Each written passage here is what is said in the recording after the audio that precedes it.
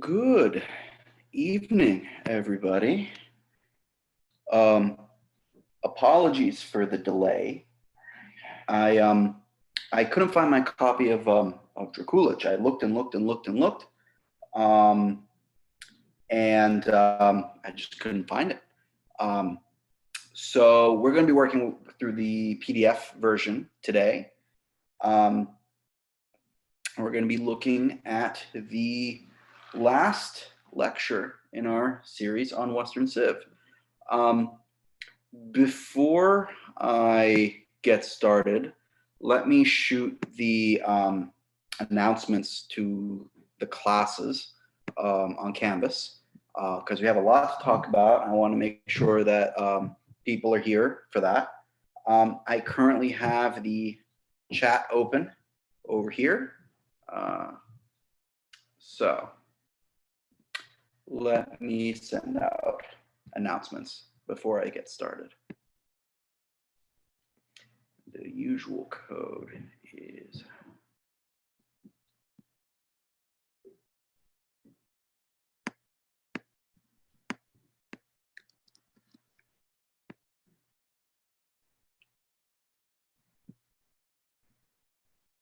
just a sec, everybody.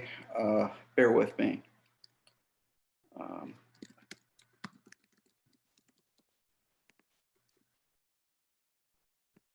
I'm literally just copy pasting the one from Thursday because it includes the same information. All right, a 1.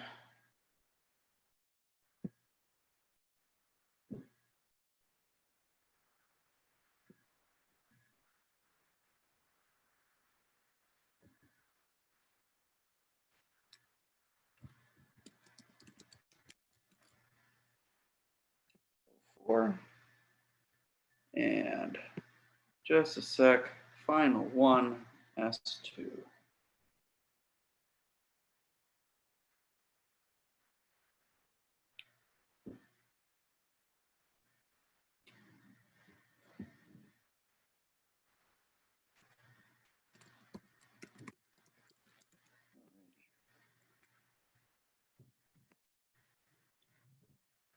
And done.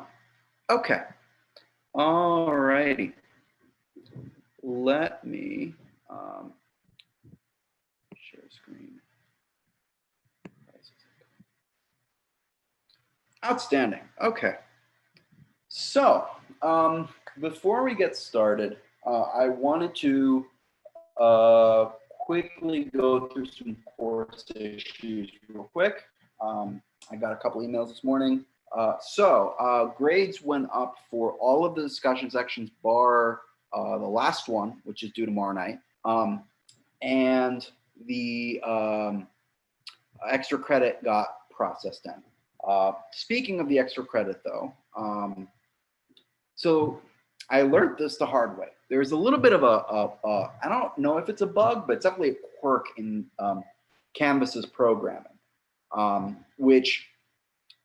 so I had the extra credit programmed correctly, but it only counts as extra credit if all of the other grades are inputted, which is why so many of you this morning emailed me saying, yo, my grade is like 15 points lower than it was. What happened?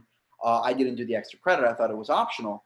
That's why that happened. So I have temporarily set the extra credit assignment weight to be worth 0%, so 0% towards your grade. This will be changed after I've put in all the grades. All right, so you can go in, you can see that you've gotten attendance for coming to the extra credit, and you've gotten your 6 points for the paper. I mentioned this in a previous live stream. I changed things around a little bit where essentially a bunch of people emailed me extra credit papers, but did not come to any of the live streams. So what I've done is essentially you're getting the same amount of points. The only thing that's changed is that I've taken 4 of the 10 points that went to the extra credit and I put those in the participation. So you're getting a point per attendance, and then I'm moving 6 points to um, the paper. So if you came to all if you did everything as normal, as had originally been scheduled to happen, with 4 points, sorry, with 0 points for participation and then 10 points for the paper, nothing has changed for you, essentially. The only thing is that I moved 4 points from paper to attendance, but this opens up the assignment to more people. There are a couple of people who I think fundamentally misunderstood what the assignment was. A couple of people sent in reaction papers on Max or Jojo Rabbit, which is not what the assignment was about. I have left your papers blank intentionally, or given you like a really, really low grade on that. I need you guys to send me your papers. I don't want to name names, but you know who you are based on the grade book. I need those ASAP. I need those before Wednesday night, because once I'm grading the finals, that's all I'm grading. That's it. I do not have time to deal with other things. So get those in my inbox email ASAP. I cannot stress this enough, ASAP. I also have a couple of people emailing me asking what the final is about, and Lord give me strength. I am not going to go through this again when the final is due in 2 days. I have been getting on your case since day one about what the final was about. I have repeated it several times. I have given you the questions. I have given you, like, I'm not going to go through this again. The final, if you go to the original syllabus, not the one that I made for COVID with only COVID related information, but the original information, that information is still there. And if you email me asking what the final is about, I'm just going to do Control-C, Control-V. I can't be asked. I've gone through this multiple times, and the information is available in multiple locations. I'm not going to deal with this. I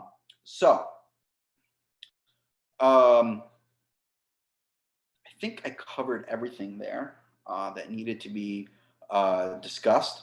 I will be doing one final, last get your questions in about the final office hours tomorrow night. Again, at around 6 p.m. is when I'll start. So if you're having last minute, questions about things like formatting, things like questions and stuff, I will be again streaming tomorrow live, where you guys can just jump in and ask me questions. Again, I have the chat open over here, so if you have questions about the lecture and stuff, we will tackle them right now. So let's get started with the final lecture of the class, because the Crisis of Communism is perhaps the culmination of a bunch of historical things that we've looked at throughout the class. And I want to make it abundantly clear that the Crisis of Communism, contrary to what the title might think and what certain political scientists rather famously say, is not the end of history. It is just where this class ends. Partially because, and this is probably going to get revised going forward, this is quite literally when I was born. The Soviet Union collapses in 91. I was born in 92. History after the Crisis of Communism, for me at least, is, well, present. It's my history. It's my story at that point. So I am going to be revising this for next semester. However, this course ends with the collapse of the Soviet Union. It ends with the most fascinating political and historical phenomenon of our times, along with perhaps the rise of China. And that is, how is it possible that a global nuclear superpower competing with the United States just one day decides to stop playing, just decides to stop? How is this possible? And I'm going to say this now, but it bears repeating. And I'm going to say this often over the course of this lecture. When I say that the crisis of communism is first and foremost a crisis of faith. And that's not a word that we often use to describe the communism. We've talked the communists. We've talked when we look when we've looked over the course of this class at communist ideology, socialist teaching, the roots of radicalism. We've often looked at this as sort of the victory of hyper logicism, if that's not a word, it is now. But this idea that, for example, people like Stalin are these ultra logical people to the point that they treat everything around them with sort of ethical and moral disdain. Remember that line in that I brought up about Stalin, where Stalin says, ethics are a luxury, or a capitalist luxury, and we don't have them. If you think about how they talk about In Darkness at Noon, the sort of hyperlogical approach to history and stuff, which is weird to then turn that around and say, well, the crisis of communism is a crisis of faith. How is this possible? Isn't this all about logic? Isn't faith reneging on logic in the purpose of, pursuing a higher power? How does this square? Before we get into that, let's quickly recap 1968. And as we said, 1968 is this year of protests throughout the world, on both sides of the divide. In the U.S., these are protests over civil rights, Vietnam, against the presidency of Lyndon Johnson, and that culminates in the 1968 Democratic primary, where you have people like Gene McCarthy and then later Bobby Kennedy running against Johnson over who is going to inherit the JFK legacy, for lack of a better word, who is going to inherit the future. And it's generational. And it says a lot, because history doesn't repeat itself, but it certainly rhymes, that a lot of themes that may be more relevant to you than you realize about this generational change happening, about this sort of bloody primary fight that leads to then the other side just winning a tight election because a lot of people stay home. If that's not intimately familiar with present times, I don't know what is. But let's also say that in the USSR, you also have similar protests. Economic prospects are getting worse. The promised land that Stalin promised is now 3 generations old, right? Stalin promises in the Hard Line this idea of working hard in the present for a glorious future for your children and grandchildren. He promised that in the 1930s. We're in the late 1960s and that still hasn't materialized. And so you start to see some pushback. And again, it's important to bring this up in contrast to the protests that we're going to look at today. The 1968 protests against the communists were not done by anti-communists. It's done by communists against other communists. The Prague Spring is about bringing what Dubček calls communism with a human face. Still communist, still socialist, still anti-capitalist, but a more humane version of that just doesn't materialize because Brezhnev brings in the tanks. But what 68 represents is this sort of nadir of how low the pressures of the Cold War had driven society. We talked about how, I use the metaphor of these two sides building competing Jenga towers, right? Just keeping on laying blocks one on top of the other until these towers have gotten so tall that they're beginning to crumble and buckle under their own weight. That's sort of what 68 represents, which is why the Cold War calms down after 68, with the exception of the Soviet invasion of Afghanistan. After 1968, and you start to see more of the hot war begin to lessen, at least as a direct conflict between the Soviets and the United States. And you start to see more competition in the economic realm, especially under Nixon and under Carter. And you start to see more of the geopolitical issues move away from these flashpoints and more towards places like, for example, the Middle East and sub-Saharan Africa. Not quite the class for that, but for more, take a World II. And again, I want to bring this up because we sort of hinted at this in our 1968 class, but it is rather important for us to understand this.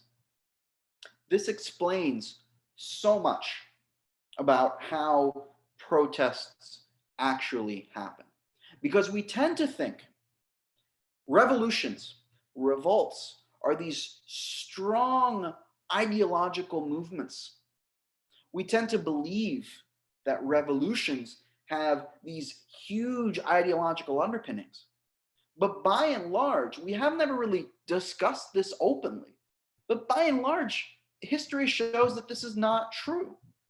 Revolutions are mainly protests, start out at least as protests against standards of living.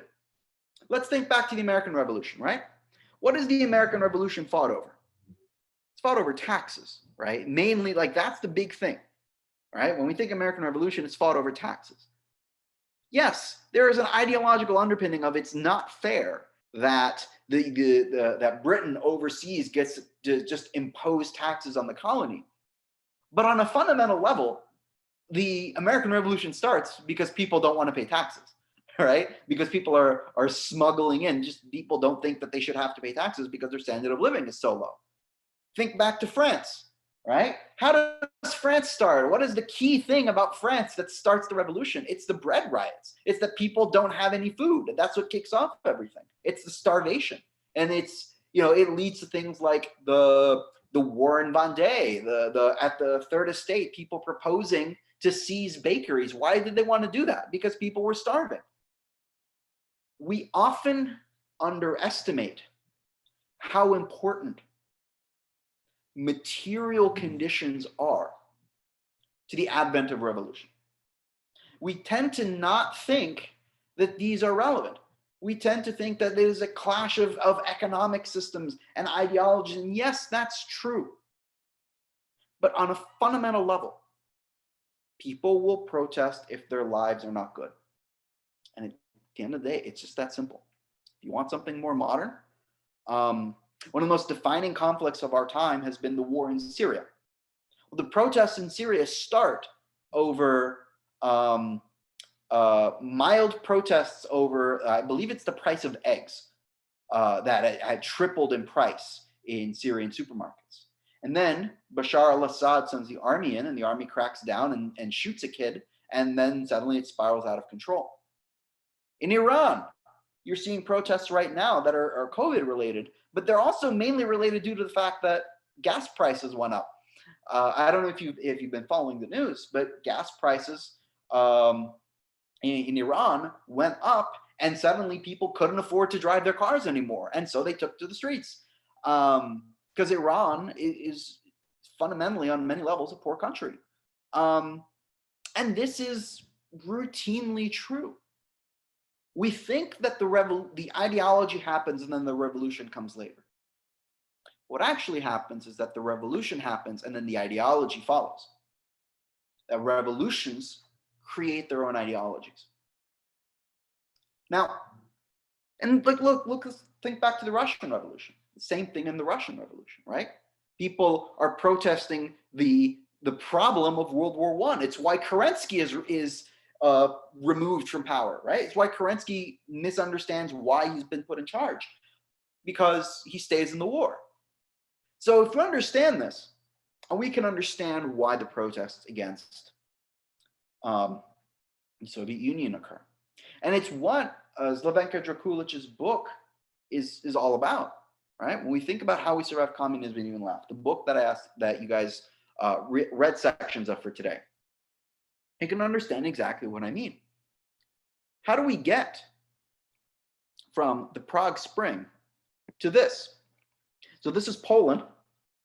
If any of you are Polish or have Polish parents, you'll know this. This is Solidarność. This is the movement that emerges in Poland. It starts in Poland. And the irony is, of course, that Solidarność means solidarity. It's a rather famous socialist rallying cry. And it's a workers' party. It's a workers' movement. It is a bunch of Polish workers in the docks. It starts in Gdansk.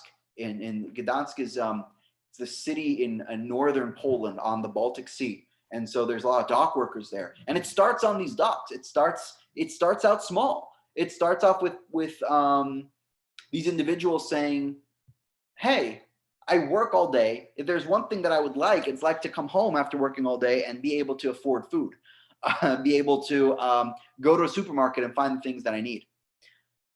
The issue is with this movement is that it is a workers' movement against the Workers' Party, right? Because if you think about it, communism claims to represent the workers, but here are the workers taking to the streets saying, you don't represent us. Why does this happen? Because again, it's a crisis of faith. Communism only worked if the people who were working believed that at the end of it, there would be a brighter future. That's how it worked. That's how it maintained itself. It maintained itself on a promise. That promise was first articulated even before Stalin, under Lenin, but then really put forward by Stalin. And yes, there have been some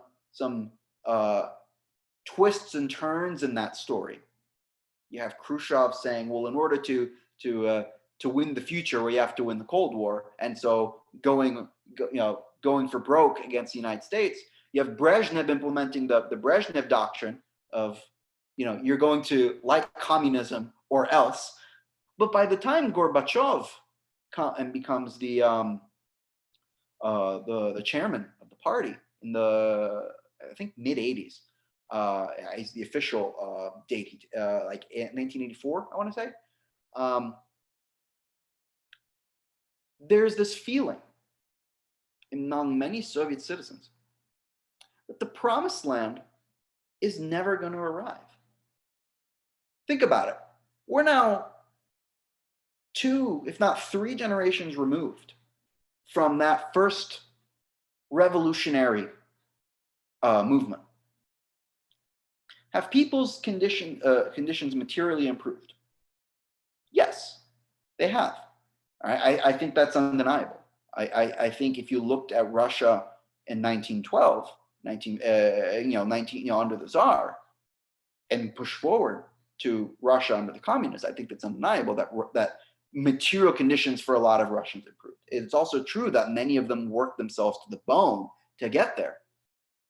And it's also no coincidence, as we said in 1968, that the countries that were most likely to revolt were the countries that were closest to Western Europe.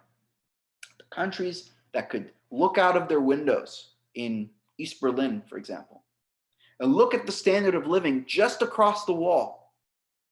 And they could say, I like that. I want that. I want that for my kids. One of the fallacies of the system that Dracula shows is that the problems of communism were not in the ideology. This is not a Darkness at Noon book. How We Survive Communism is a very sort of practical book. It's talking about practical issues, about practical needs. Dracula is one of the only authors for the course that I actually met. She came to Rutgers my freshman year of college. And so I went to meet her. Incredible lady. But she has this bit that I will always remember, where she'll get up on the lecture, gets up on the stage in the lecture hall, gets up on a stool and stands up on the stool, old lady getting up on the stool, and she holds up a tampon, a clean one. Get your heads out of the gutter, boys. A clean one. And she says, you see this? This is why communism failed. Because in 50 years of existence, they couldn't figure out how to make these. Because in 50 years of existence, they couldn't figure out how to provide for the most basic needs of their people. It's that simple, right? The ideology can be right every day of the week, but if you can't put basic needs in people's hands, then your movement will lose. The problem began, and I guess parentheses, it should also be said that one of the reasons why they couldn't get things like tampons in the hand of women in the Soviet Union is because most of the leadership was made up of men, even though it claimed to be an egalitarian workers movement. Chauvinism is a thing. But part of the problem is with the very nature of the economic system, of what, if you went to school, you ask your parents when they went to school what they called it, they would call it a command economy because the government ran it. The idea is there's something that capitalism is very, very good at. It's giving you what you want, maybe even before you know you want it. So one of my favorite examples is you go to the supermarket, mask on, bandana on, ready for war, go out, go to the supermarket, ready to punch someone for toilet paper. But then you go to the cereal aisle, you'll notice it is just one aisle full of different kinds of cereal. And cereals are getting crazy nowadays, right? So like you'll see Cookie Crisp cereals. It's like cookies, but small. I didn't even know I wanted that until I saw it, but now I can't stop thinking about it, right? It's a stupid metaphor, but capitalism is really good at doing that. Capitalism is really, really good at giving you what you want before you want it, for selfish reasons, of course, right? Because they want to make money. Think about that. Think about all of these things. And it's very, very good because it essentially operates like a decentralized hive mind. Individual supermarkets dealing with individual suppliers, dealing with individual brands, dealing with individual companies, dealing with individual factories, right? It's like a decentralized model that's really, really good at getting things where they are. It's why capitalist economies are so complicated, right? But in a command economy, that's not how it works. Instead, you had a 5-year plan. You had, they were split up into 6-month plans, 1-year plans, 3-year plans, 5-year plans. And these were essentially production orders that the government made to factories. And the factories were owned by the workers that were running them, right? That's sort of the core premise of socialist production. And they would say, okay, guys, this factory is going to make, for the next 5 years, they're going to make, I don't know, stew pots. Or this farm in rural Ukraine is going to grow nothing but potatoes for the next 3 years, which is all well and good. Now, I want to paint you a picture here. Imagine going to the supermarket and it's like you walked into heaven, floor to ceiling, nothing but toilet paper, especially in these trying times, like yes, jackpot. Here's the problem. What if the factory that's making toilet paper didn't make any of the other things? What if they didn't make things like napkins or paper towels or Kleenex or all of the things that are similar enough to toilet paper that we use on a daily basis? What if, no, all that's available is toilet paper and it's one kind of toilet paper. You better believe it's single ply, right? Then what do you do? Not only that, what do you do when you look at it and you say, okay, if toilet paper is in the supermarket right now, I don't know when this is going to be available again.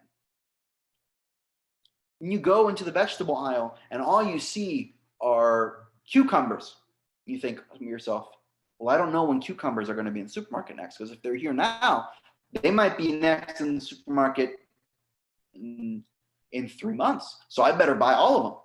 The problem with the communist form of production was essentially this idea that because production was so centralized, the government could not keep up with the wants, tastes, and desires and needs of their citizens. In Dracula, one of the chapters you had to read for today was about Dracula, who was a journalist, so she was often back and forth between both sides in Warsaw, in Poland, and thinking to herself, you know what I really want? I kind of really want a pizza tonight. Now think about everything that goes in a pizza. Flour, olive oil, tomato sauce, cheese, a specific kind of cheese, right? Don't talk to me if you're one of those people that put like cheddar on your pizza, because like we're gonna have this discussion about how you're an awful person. All right? You might need basil. That's a lot of ingredients to find in communist Poland, because you might find one, maybe two. But if you want all of these things, you're gonna have to go on the black market. You're gonna have to buy them illegally. So what would people do? Let's say you're an avid shopper. You go and you see canned tomato sauce for the first time in months. You don't know when that's going to be back. So what do? You buy all of it. You buy all of the tomato sauce. You keep it in your pantry. And then you sell the spares that you don't need. This is how it starts. Right? You create the black market. This is an example. This is a Soviet supermarket. After the line has made it through and they have picked it mostly dry, they purchased everything that was available and they would hoard. This led to chronic and endemic shortages all over the Soviet Union because the Soviet Union was not really responsive at giving people what they needed to survive. Now, let me give you a bit of an anecdotal thing that I have noticed that is somewhat evidence of this. Because after the Soviet Union collapsed and a bunch of people from Eastern Europe moved here, they discovered American supermarkets. Specifically, they discovered Costco. Now, I will bet money that if you are Eastern European or if you have Eastern European friends, that their parents and grandparents, they all have Costco cards. And if you go to their pantries are full. Like, not like, oh, their cabinets are a little full. No. Like, they can't close the doors full because they discovered abundance and went a little crazy with it. Prove me wrong. I personally can attest to this. One of my best friends growing up was Bulgarian, and every time his grandma would come to visit, she would go to supermarkets and buy everything. It was kind of crazy. Like, she would just buy 20 cans of tomato sauce just on a whim. It was 2-3 people in that household, but they would buy it. They would hoard, because this is how you grew up, and then you found abundance. Yeah, of course you're going to act like that, because the government decides what is needed. This also leads to the second problem. The government will try to save money and cut costs, but also not quite understand what its people want. Right? People are good at knowing what they want. But imagine if the government dictated things like, for example, fashion. Well, I would guarantee you that our clothes would look a lot different. That's why when many people would travel to Moscow for work, they would bring extra pairs of Levi's with them in their suitcase, and they would sell them on the black market because there was such a demand for like Western products that the black market, you would pay them like $40 in America and sell them for thousands of dollars even in the Soviet Union. And what's crazy is that the people buying it were the same kids as the elites dictating what fashion was in the Soviet Union, because they're the only people that could afford it. It was this sort of counterintuitive, vicious cycle of how the Soviet Union failed because of its inherent contradictions. The Soviet Union claimed to be a workers' party, but it was protested routinely by workers. It claimed to provide abundance, but yet there was always shortages. It claimed to be the avant-garde of all things artistic and artistic, fashion forward, all of these things. And yet there was such a clamor for Western made products that you just could not understand. It's said to provide the best for its people, but everything coming out of the Soviet Union was cheap, cheap, cheap. Let me give you another example. Rather famously, the worst car ever made. Anyone know what it is? It's the Yugo. The Yugo was made in the former Yugoslavia to be a communist equivalent of what was just across the ocean, just across the Adriatic Sea in Italy, becoming incredibly popular, and that was the Fiat Panda in particular, the sort of squared off boxed out car that was pretty popular in the 80s. Well, the Federated Socialist Republic of Yugoslavia, something like that, creates the Yugo. The Yugo is a glorified soapbox with an engine. It is nowhere near the production quality of that Fiat.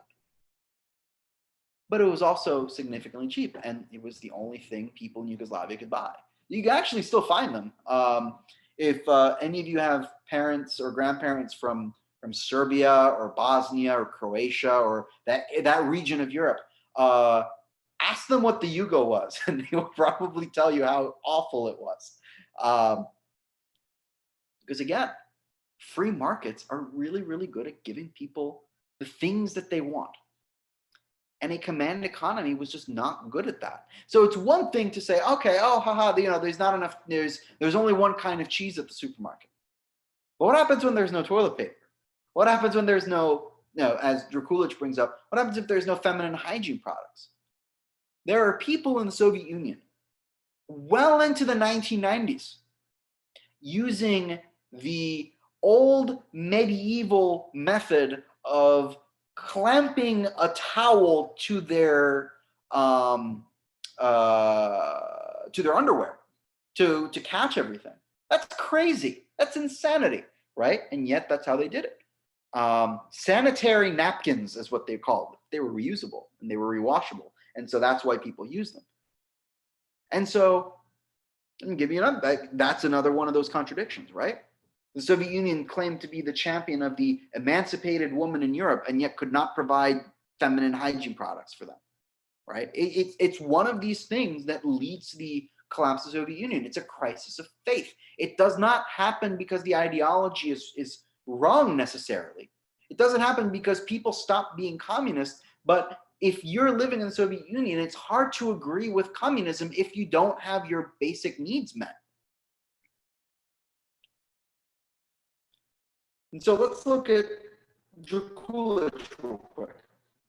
Because Draculich's book is an exploration, an unvarnished exploration of how people live in the world created by the protagonists of Darkness at Noon. And you cannot imagine two more opposite books. Because Darkness at Noon is all about these high-minded concepts. We are the stewards of history. This is about our role in it, and we love history, capital G. We worship it. Dracula doesn't care about that. Dracula cares about how people are living in the system.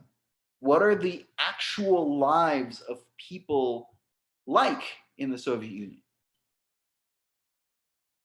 And they're the most poignant parts of the book that I gave you guys to read are the portrayal of things like food and beauty products and how they become so distorted because of their availability or lack thereof for the Soviets. Now, I wanted to read some parts from Draculich. I'm going to get to this quote in a minute. What I am going to do is I'm going to stop screen share real quick, and I'm going to pull up the PDF because I couldn't find the book. Give me a sec. Fall 2018. No, not fall 2018. What am I doing? Spring 2020. It would have been good to have had this reading prepped, but this is a low budget production here. And I wanted to read this line out of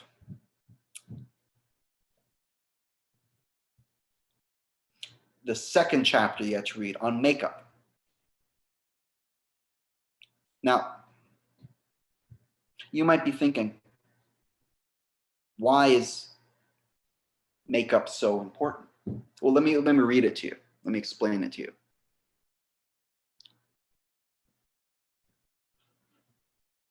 The young communist states at that time, and until they ceased to exist, had more important tasks than producing makeup. Tasks like rebuilding countries devastated by war, like industrialization and electrification.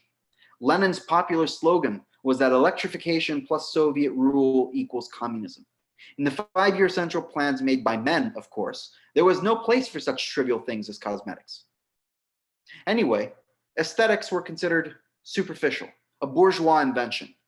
Besides, women were equal under the law, so why would they need to please men by using all of these beauty aids and tricks?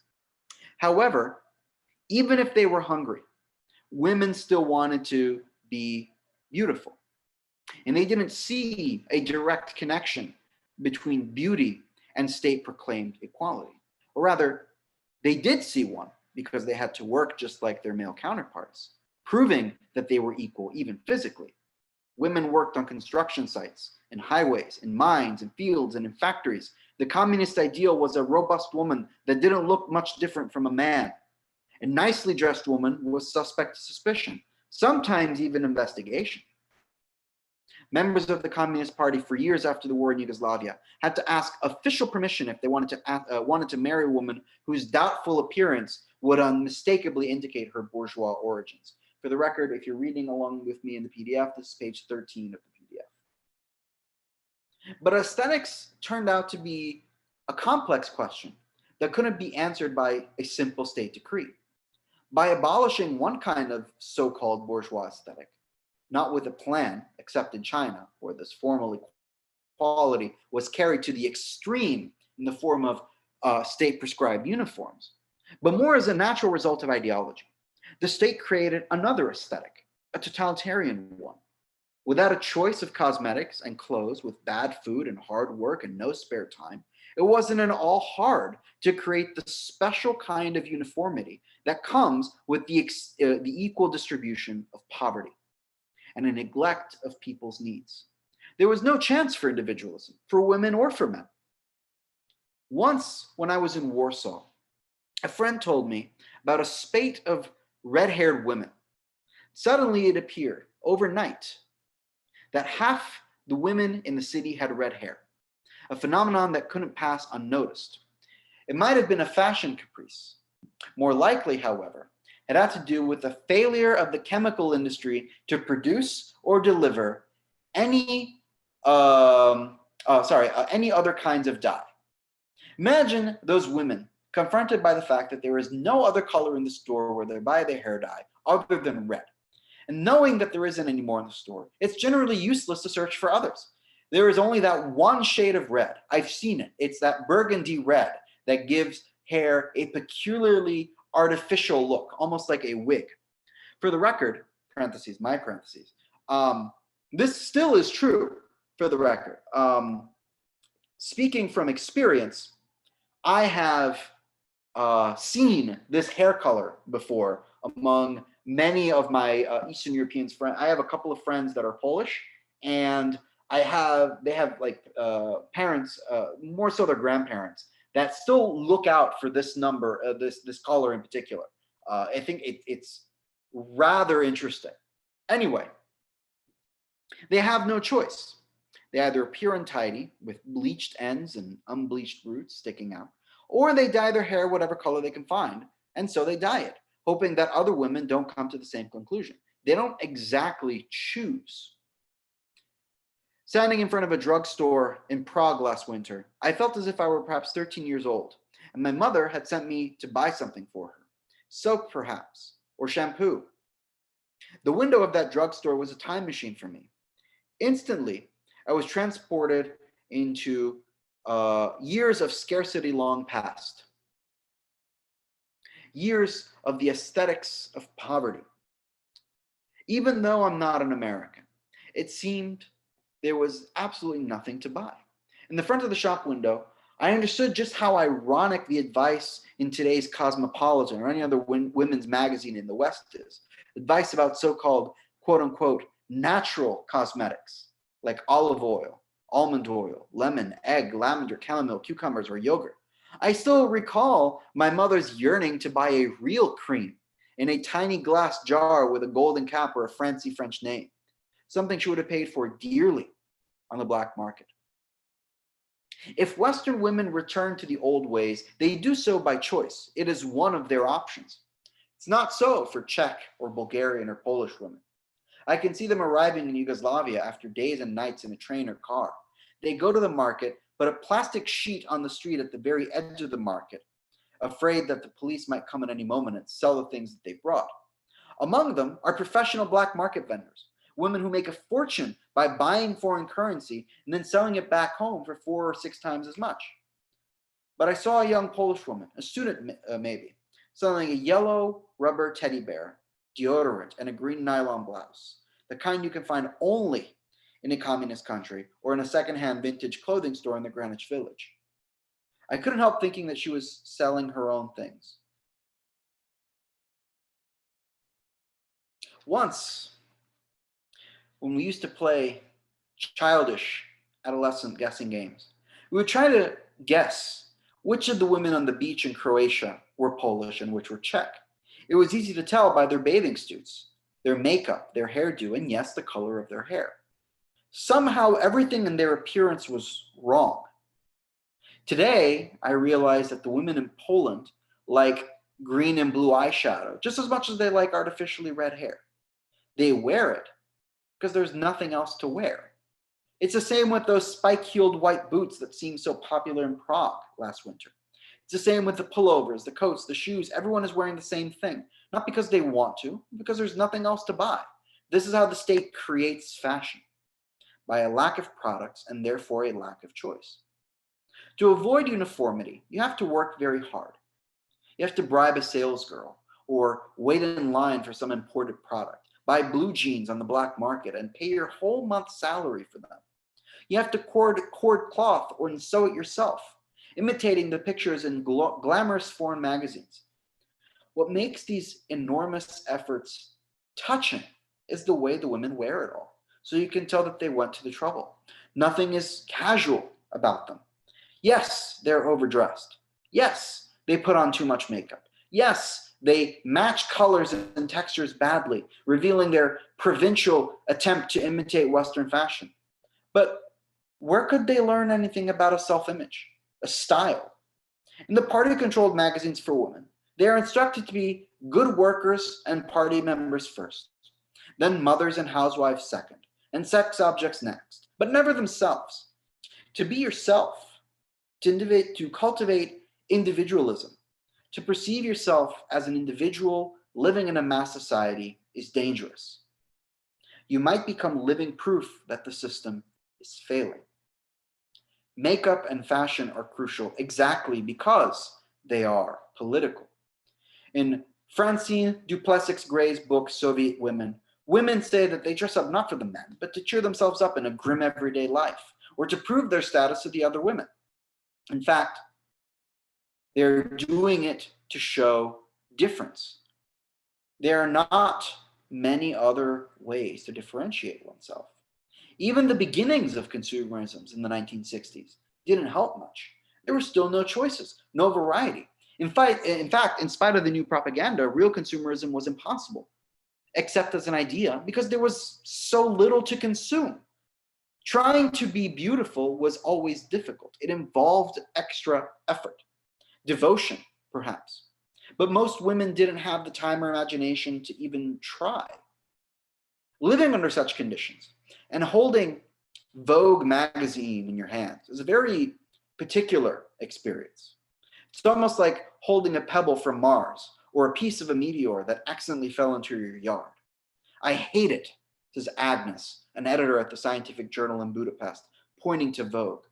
It makes me feel so miserable I could almost cry. Just look at this paper. It's so glossy and shiny. It's like silk. You can't find anything like this around here. And once you've seen it, it immediately sets not only new standards, but a visible boundary. Sometimes I think that the real Iron Curtain is made up of the silky, shiny images of pretty women dressed in wonderful clothes, and of pictures from women's magazines. Fed up with the advertising, a Western woman only browses through such magazines superficially, even with boredom. She's seen so much of it. She's been bombarded with ads every single day of her life on TV and magazines and huge billboards at the movies. For us, the pictures in a magazine like Vogue were so much more important. We studied their every detail with the interest of those who had no other source of information about the outside world. We tried to decode them, to read their message. And because we were inexperienced enough to read them literally, the message that we absorbed was that the other world was a paradise. Our reading was wrong and naive, and nevertheless, it stayed in the back of our minds as a powerful force, an inner motivation, a dormant desire for change, and an opportunity to awaken. This book is very good. I read this a long time ago, and I still reread it sometimes because it explains so clearly how it was possible for the Soviet Union to have fallen. You know, it's hard for us to recognize that sometimes, but as Dracula says elsewhere in the book, every mother in Bulgaria can point to where communism failed. From the failures of the planned economy and the consequent lack of food and milk, to the lack of apartments, childcare facilities, clothes, disposable diapers, or toilet paper. The banality of everyday life is where it failed, rather than on the level of ideology. That's so important. That's where you need to understand it, because otherwise you're not going to get this. Otherwise, you're not going to understand how one of the most important superpowers in the world practically imploded overnight. This is why. She continues. Oh, sorry, this is part of the quote that I read before. But I find this last line so, I meant to do that. This last line to be so poignant that if you cultivate individualism, you might become proof that the system is failing. However, this is roughly what happens. The 1980s are also years of protest. And Gorbachev, faced with all of this protest by all of these movements, these disparate movements all around him, witnesses something truly extraordinary. You know, we ask how it's possible for the Berlin Wall to collapse. Well, let me tell you the story about it, because the collapse of the Berlin Wall is fascinating. You see, the Berlin Wall had been there for decades.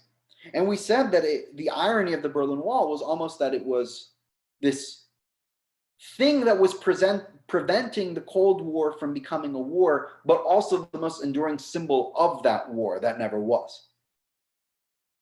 Well, one day, at a local council meeting in East Berlin, we were talking about funding, a very mundane, boring thing. And one of the council members suggests, it's immediately shot down, but suggests that given the budget crunch, that perhaps Russia should pay for the wall that they have erected. And the money for paying for all of these guards should not come from East Berlin. That's all he says. Doesn't say the wall should come down, doesn't say the wall shouldn't exist, doesn't say the unification should start. All he says is, you know, if Russia built the wall, maybe Russia should pay for it. But then the game of telephone starts, because this was transmitted live on local run Soviet television. So the game of television starts, hey, did you hear that council member? They're not going to fund the border guards. And then that game telephone continues. Hey, did you hear that? The Berlin Wall is going to be opened up, and so on and so on and so on. Until suddenly the story is that they're going to let people through the wall. And so this gigantic mass of people decides to try their luck, and they show up at the Brandenburg Gate and say, hey, we'd like to go through the wall. the border guards, who get their orders directly from Moscow, said, no, no, no, no, no, no, no. You're not letting you through here. Go home. But this sort of leads to the decay of the Soviet Union, because at the end of the day, what is a country if not people thinking that that country exists and has legitimacy, right? If I believe that the country exists, I'll listen to its laws. I'll listen to its decrees. I'll listen to all of these things, but I believe that the country exists. But think about it. In that moment, the citizens of East Germany, East Berlin, say, well, maybe it's not so important that I listen to these guards. And maybe it's not so important that this wall be here. Then they take it a step further, because then the guards also then have to say, well, maybe it's not so important that I shoot at these people to stop them from doing this. And then it snowballs, because then the council says, well, maybe it's not so important that we punish these guards. Maybe it's not so important that we keep going with this. At the end of the day, the Soviet Union stopped because people just decided to stop. They were sick of it. They were done with pretending that they were fine when they were not fine, to use meme speak, if you will. This is the secret.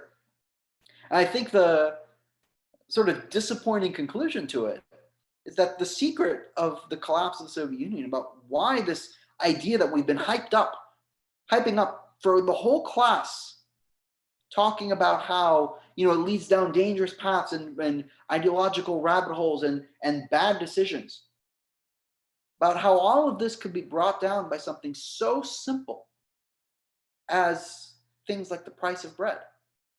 But that's actually rather empowering and historically accurate, because these are things that people care about. And if people care about them enough, they have the power and the agency to change those things, right? It is not relegated to a subculture of ideologues the way it is in Darkness at Noon. It is the definition of people power. And the biggest irony of communism is that communism is brought down by a workers' movement. The Workers' Party is destroyed by the workers' movement and Solidarity. Solidarność, by the way, is a party that still exists in Poland. And the guy who was the founder of it was, until very recently, the prime minister of Poland. Got reelected often because he was very popular. And this sort of leads to the final point, because we've reached the class, we've reached the end of history.